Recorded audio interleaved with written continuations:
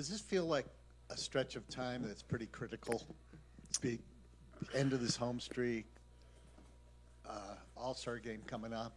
It's time to make a move, maybe? I mean, I feel like every point is critical. I wouldn't really say All-Star is viewed as critical. I feel like that's just a fun thing.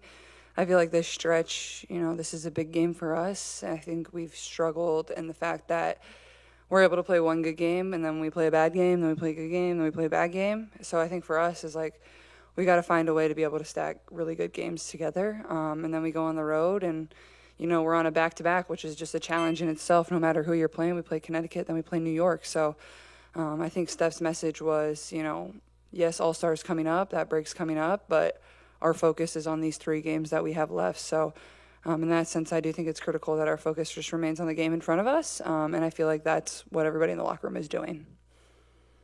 Yeah.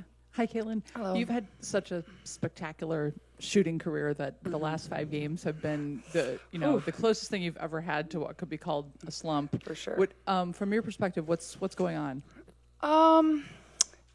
I mean, I don't think it's anything mechanically or something wrong with my shot. It's just basketball. And I was talking to our player development coach yesterday, and he was like, just sent me a few things of like even Steph going through a slump. I think he was like 27 for his last 70 or something like that. Like the best in the world go through it, and I think that's like where you can find your confidence. And I think the thing I always fall back on is like, I know how hard I've worked. So, this isn't something that's going to last, and the best players in the world go through this. So, I feel like I'm getting good shots, and I think that's why it's frustrating, because those are the shots that I make. And, I felt like in the Atlanta game, like I was really proud of myself. I felt like that was one of the best floor games I've played, honestly, in my career in the W. And, it can be frustrating when your shot isn't going in the way that you want it to. But then like I look at the box, and it's like I'm really 4 shots away from having a really good game, a really good shooting game. So that's where you find your confidence. And I know those are shots that I can make, and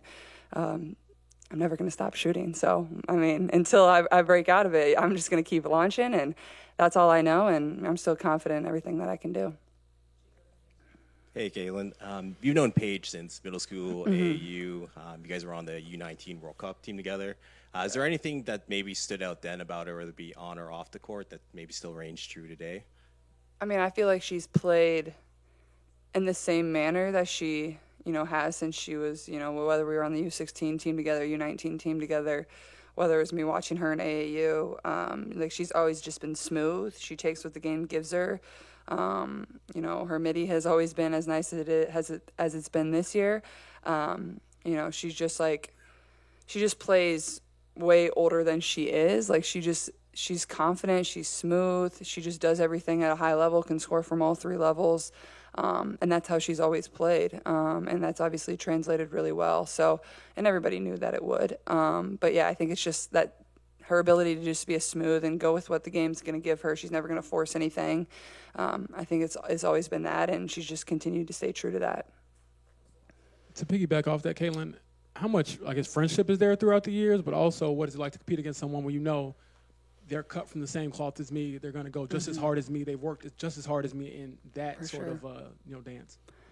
Yeah, I mean, we've always been friends. I wouldn't say like we're best friends and talk all the time. It's hard when you end up going your separate ways and are at different colleges and things like that. And, I've always been a fan of hers and always been supportive, and I watch as much as I can just because I love basketball and I love people that compete and make their team better, and that's what she's always been able to do. So, but I mean, I just admire the way she plays. I admire the confidence she has in herself.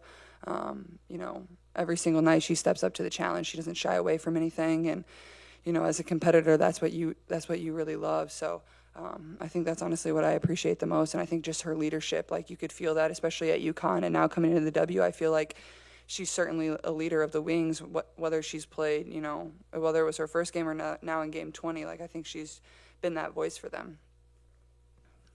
Caitlin, I remember a few weeks or months ago you were saying you're not the most patient person. No. But I guess just given what you went through with the injuries so far this year, given even just like coming back and trying to find your shot, do you feel like you've grown in that aspect? Is it still a work in progress? And like, how's that self-talk? I know you alluded to it with Rachel's question. For sure. I mean, developing. it's a balance of like, I mean, me and Steph were talking yesterday. Is like I've been in and out of the lineup, trying to come back, trying to find my legs, trying to find my shot. Like it's just like so many different things, and also trying to help this team win. And I feel like there was a lot of positives I could take away from the way I've built off the last 2 games, and that was what Steph was trying to just show me. But I think patience-wise, I'm not a very patient person, and I think that's kind of going back to the previous question. Like I think that's what's kind of been a little bit more frustrating for myself is like my shot feels really good, and I feel like it's right there. So it's like, all right, come on, like when am I gonna have one of those games? And I know it's coming, but I feel like this is like probably one of the biggest areas of growth over the course of my career, what I've gone through so far this season, and just being so in and out of the lineup and just some inconsistency, it's just really challenged me mentally. And, I know this is all going to certainly pay off at some point, and, it only is going to make you better. So just try to view it in that way. Yeah, Caitlin, you just talked about individual consistency, but the team has also talked about team consistency being a goal going into the break and out of the break. What does that look like for this Indiana Fever team? What is team consistency, and what does that feel like when it is happening? Yeah, I think it looks like the way we played in the third and fourth quarter versus Atlanta. And we've had glimpses throughout the season where we've been really, really good. Like even our New York game, and then we beat Connecticut, and then we go to lose 2 very winnable games where we had the lead in both fourth quarters versus Golden State and Vegas. And so I think it's just that mental resiliency in 4 quarters of a game. Like I feel like we have it sometimes for 3 quarters, for 2 quarters, and then we are lax in 1 quarter. And in this league, everybody can beat everybody. I think that's what has been the beautiful thing about the league this year. Like truly from you look top to bottom, anybody can beat anybody. I think it's going to make the playoff race really interesting. I think once we get into the playoffs, like I don't think there's a clear cut, maybe other than Minnesota and New York, of like who's really going to show out and, make it to the championship. So I think for us is like we have to find a way to build every single night. And I think today is a great opportunity. I thought we responded really well to, getting destroyed on our home court, and we found a way to beat Atlanta, which is one of the best teams in this league. And now we play Dallas. Like we have to find a way to play the same exact way that we did versus Atlanta.